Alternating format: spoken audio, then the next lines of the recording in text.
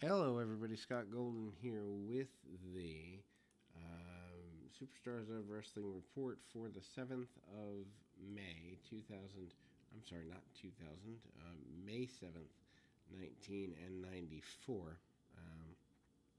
Got a couple more of these. I'm sure they're going to add more over time, but this is where it's at now. I didn't even realize they added these until few weeks ago, and there's tons of stuff they're adding to the network. They say it's going to be up by SummerSlam in August. Who knows? Maybe the whole 17,000 hours will be up, and that'll make my life easier. If not, no big deal. But after this, we are going back to the NXT from 2010 review. But we open here with Scott Steiner versus Irwin R. Shyster, which doesn't sound like much, but is a fun little match for the beginning of May, 1994. I did not know that they were here.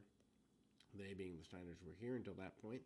A couple of clotheslines and a double underhook suplex by Scott Steiner early, and IRS heads to the lower ground in a hurry. He's not exactly a happy fan, and the Tatanka thing actually throws me off a little bit because the idea that he would be in a match with Scott Steiner here after starting the feud with Tatanka doesn't make sense unless this is the Steiners' last taping, which also could be possible.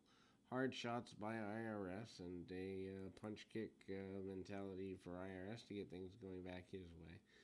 A couple of suplexes from Scott Steiner. Steiner also sends his man into the ropes and hits a belly to belly overhead suplex on IRS for his trouble.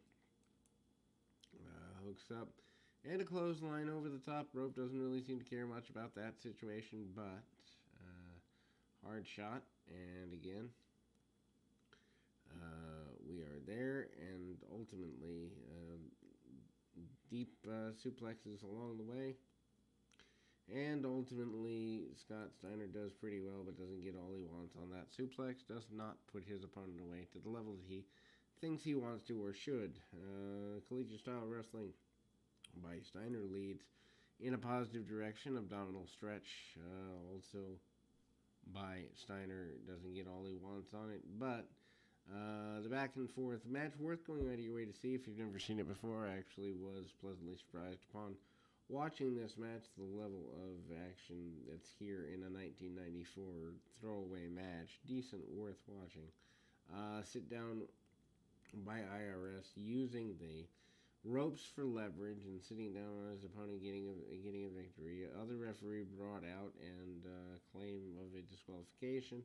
Tatanka comes out through that process and is unhappy with all that comes with that. And they continue to square off.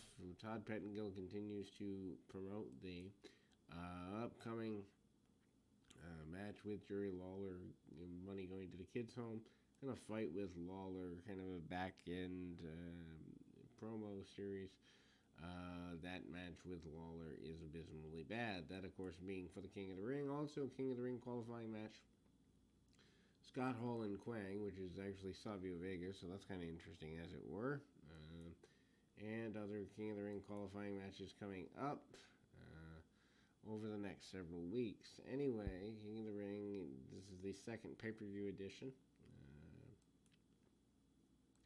And another qualifying match, Pierre, of the Quebecers against Mabel. And Todd Pettengill trying to get us all hyped up for the June pay-per-view. Personally, I was a fan of pay-per-views every other month. In the WWF, when they got to every month, I thought it was wasteful. 1, 2, 3 Kid up next. And obviously Sean Waltman, aka the 1, 2, 3 Kid, still riding high. One of my favorite matches of all time is his Raw match with Bret Hart, which comes up in the summer of '94 here. I think it was really a maker match for Waltman. And there is a young lady who does his ring announcing and all of that comes with that. So Waltman hits a couple of go behinds and tries to cinch up on the leg, does all that he can there. Doesn't get all he wants, but gets enough. Kid manages to snap his opponent over pretty aggressively, and then we see kind of a double underhook. Belly to belly by the 1, 2, 3 Kid gets him an advantage there, and ultimately he manages to throw himself in with a few kicks And some more high-risk maneuvers. 1, 2, 3, and away we go. 1, 2, 3 kids successfully winning their hype for the upcoming WrestleMania Revenge Tour that's going on around the country. Also, humiliation of the Nikolai Volkov up in his face. Ted DiBiase telling him that he, in fact, has no way to provide for himself or his family, and that he needs to take the money and join the $1 Million Corporation. The $1 Million Corporation concept begins around this time and is formulated over the next several months. But beginning with Nikolai Volkov, not sure that was the best way to go. Owen Hart in a match with Mo of Men on a Mission here, so I was incorrect that Mo was out with injury. I just assumed that was there, and a hookup from that match in earlier, and of course Owen Hart getting a victory. This is in the previous weeks or so that were here a few weeks back. Anyway, Owen Hart again in an Enhancement Talent match here, right in the face of the Enhancement Talent, and tries to get every advantage he can. Also hooks up and tries to, throw things in, and hard shots by Owen. Sends the guy into the buckle, among other things, jabbing underneath the throat with some Irish whips and basic stuffs here.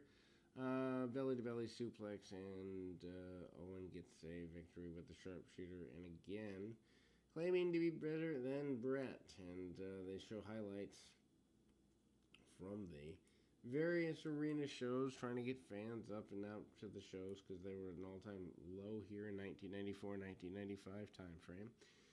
They do make a comeback later in, or I guess midpoint in 1996, but a little ways from there here. Highlights from Raw of the Quebecers being taken out by or from house shows as well, with the Quebecers being taken out by the Head Shrinkers, Pierre and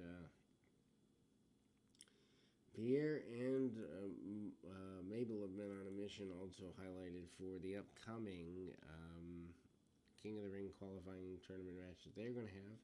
Lex Luger again here kind of lost off the time that he spent as a main talent. Here kind of doing another enhancement match that's kind of pointless if you really think about it, in the sense that Barry Hardy is quite a fall from Yokozuna to say much. Side headlock and all sorts of basic stuff by Luger. Luger doesn't really get what he wants out of the process. Big power slam by Luger, and he throws the man up in the, I guess you'd say, the torture rack, and gets a victory there.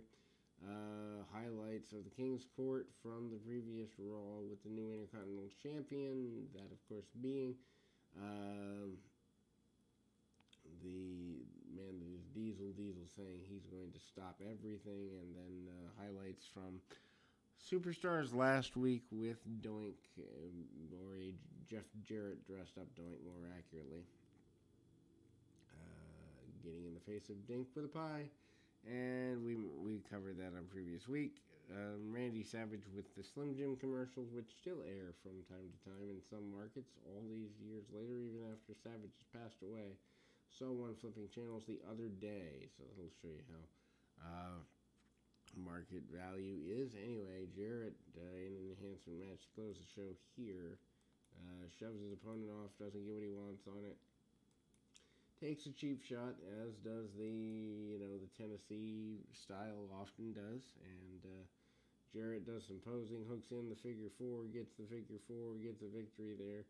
More highlights of the on-the-road nature of fans meeting Superstars, and more hype for the next week's Superstars event. But that'll close us for today.